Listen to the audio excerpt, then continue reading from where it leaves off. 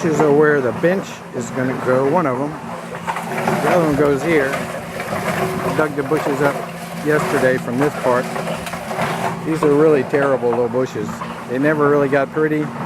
They're super dense and sticky, so it's really hard to get in there and weed. And they're just a mess. But the cats love them because they're full of lizards, and the cats catch these lizards and torture them. So the slab that I'm standing on here in the beginning is a structural slab. It has a footing and everything. And I put this in place about a year after we built this shop. My thinking was one day I'll add a lean-to the front of the shop. Hasn't happened yet, but it might. And then a couple of years after that, we finally poured the driveway, which is the other slab you see. And to keep the yard from looking like a big concrete jungle, we left a 2-foot space between the structural slab and the driveway. And we thought, a little planting would be nice. And it would have been if, one, we maintained it, and two, we'd have picked something else to plant. And my plan now is to put a 8-foot bench, one on each side, and where the dirt is, I'm going to fill it with some sort of stone so that we have a surface that I can keep cleaner and neater, and the benches will have a dual purpose of, one, breaking the view, and two, having a place to sit, obviously, and three, a little outside work surface, maybe if I want to go outside and paint something or set something out in the sun. So this is the bench project.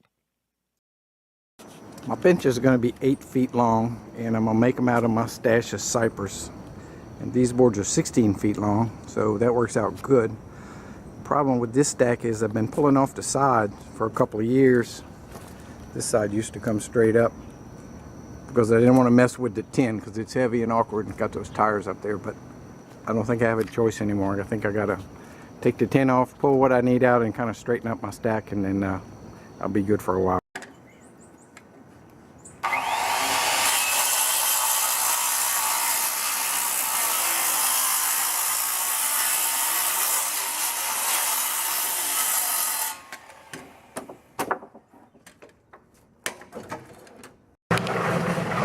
This is my stack of 8-footers. I'm going to run them through the thickness planer to get 2 parallel sides, and then I will rip them up into 2 1/4 inch widths, and then glue those together up to 12 inches, and then run them through the planer again, and then glue them again, because I want the bench 24 inches wide and the planer will only cut 15, so I'm going to have to do it in two different processes. Cypress is classified as a softwood, and these boards are fairly dry, but they're still heavy. And a lot of them are kind of tapered. One end will be maybe 1/4 or 3/8 thicker than the other end for some reason. So it's kind of frustrating running them through the planer. You got to open the planer up real wide to get it started, and then it just cuts up 3 inches and over and over again. So it's a pretty good workout going through these stacks of it.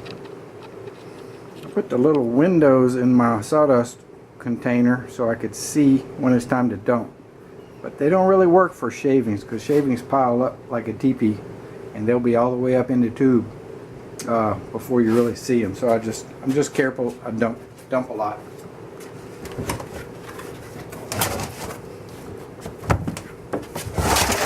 That's 3 boards, so more than half full.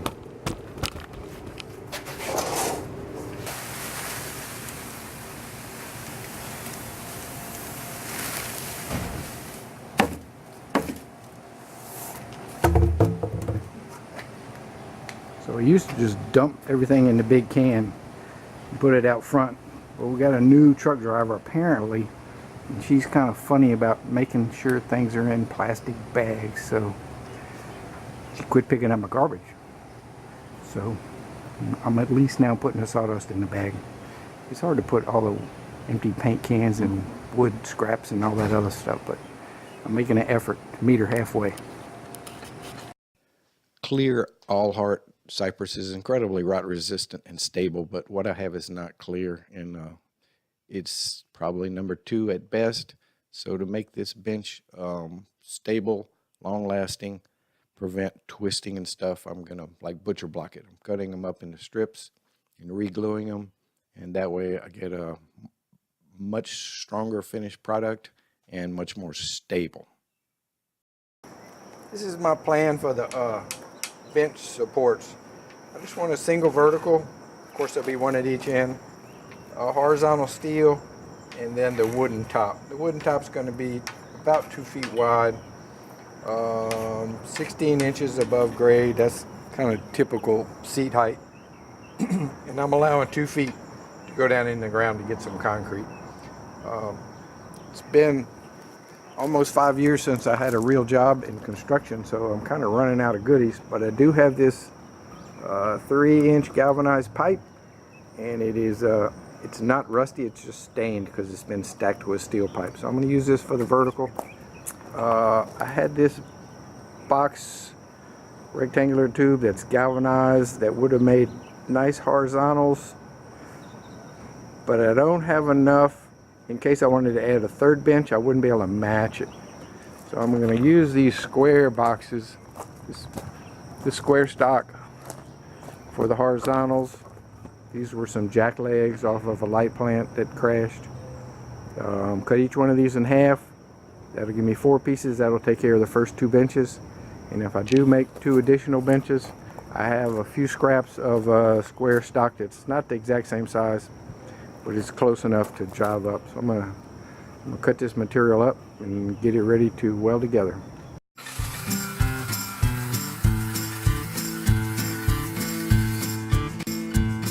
Your eyes are bright, I swear this time you're different. The stormy clouds that stole your smile have lifted. You have changed. Alright, just went through a marathon cutting and sanding episode to get all the rust off all those pieces. This is got this little plate. I'm going to seal these in, and I'm going to drill holes for the bolts. And I could get fancy and drill a big hole in the bottom and a little hole in the top and use a little short fastener by running it up in there. But the wasps will get in there. So I'm going to go ahead and drill all the way through. We'll have to use long fasteners. It's no big deal. We'll put 2 on each end. I'm gonna go drill those, and then I will cut and weld the plates to the end like that, and then I will weld these to the top of the pipes. I've also buffed the galvanizing off the ends of the pipe so I can get a decent weld. So time to go drill some holes. Somehow remain the same. There's no more pain. Can't cause you pain. It's good to see you. I got all the drilling done, and I got my 8 little end plugs cut out. So it's time to weld those and grind those, and then I'll weld the supports to the verticals. So I spared you the boredom of grinding and welding and welding and grinding, but I got them all cleaned up. Look pretty good. I got a new roll of welding wire in my MIG machine, and it's made a huge difference. I don't know whether the old wire, I don't know whether it was corroded.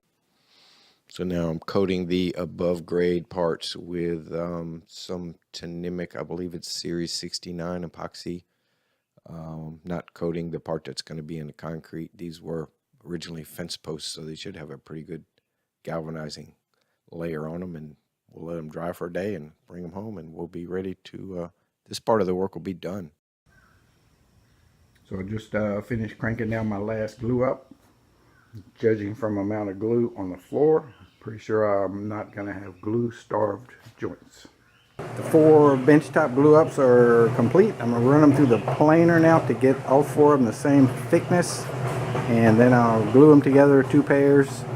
And when I do this, it's important that I get the tops flush, because I won't be able to run them through the planer once they're glued up. They're going to be too wide.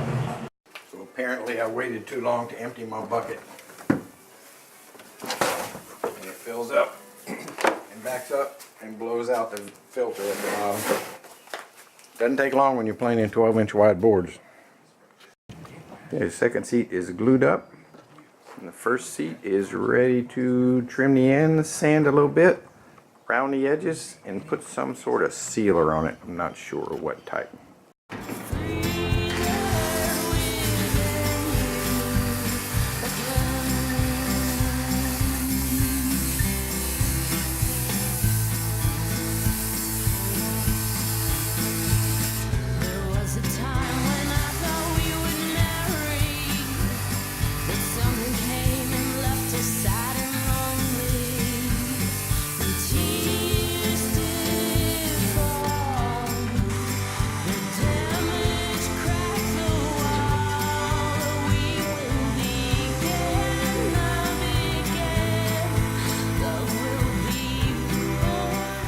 Thompson's water seal. I have it left over from another project years ago. The can's about to rust through. It does everything. Prevents water damage, helps maintain wood's natural color, resists mildew, UV damage, makes your shingles last longer, prevents uneven tire wear. It just sounds too good to be true. I'm gonna put it on the bottom of the first bench and just kind of see what it looks like.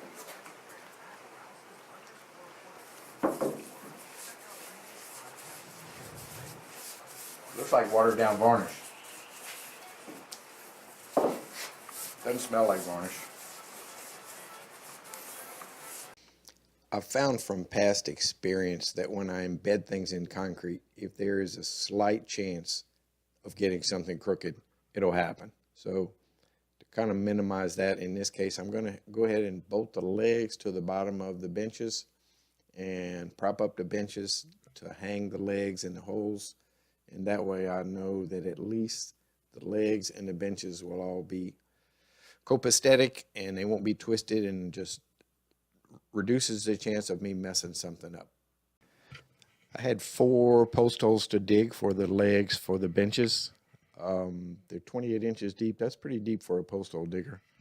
The first 12 inches or so, in my case, is topsoil, pretty soft, and actually it was a little wet from the rain yesterday. After that, the ground gets pretty hard down there. So for me, I've found that I can go a little quicker and a little easier if I break up the soil in the bottom of the hole with the sharpshooter. It's a little more efficient, and then just remove the material with the post hole digger. I guess different people have different methods, but that's what works for me. The 4 post holes are dug. They're 28 inches deep. Probably a little bit of overkill. I probably could have made the stands a little shorter, but they're done. And I have a stack of wood in the middle of both sides, and the top of the stack of wood is 16 inches. So if I set the bench on top of that, the top of the bench will be right at 18, which I'm going to call good. And I will let these stacks support the bench while I pour the concrete around the posts. And that way, it's kind of idiot proof. I know the posts are going to line up. And then after the fact, I'll take the bench off the posts once the concrete's cured, so I can dig out all this mud and put some pavers. We're going to put some granite around the bottom. Would have been some good footage of Debbie and I carrying these things out here and sticking them in the hole. They're pretty heavy and awkward, but we got them in place. The weight is on a stack of wood in the middle, and they needed a little extra help on leveling, so I clamped the board on that end, pulled some strings. They're pretty straight. Mixed my first bag of concrete. Probably going to take 2 per hole, so probably looking at mixing 8 bags, and then that'll be it for the day.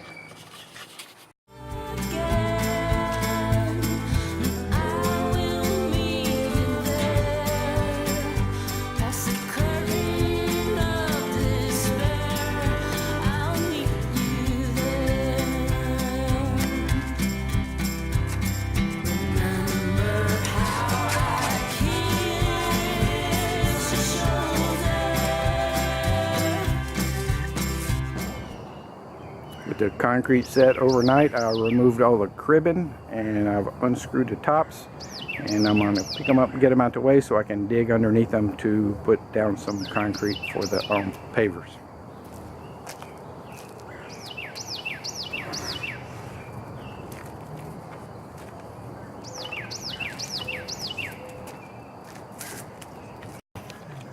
Side one is all dug out. I'm going to mix and place about 3 inches of concrete in the bottom, and that'll leave me about 1 3/4 inches on the top for the stone and the stone grout.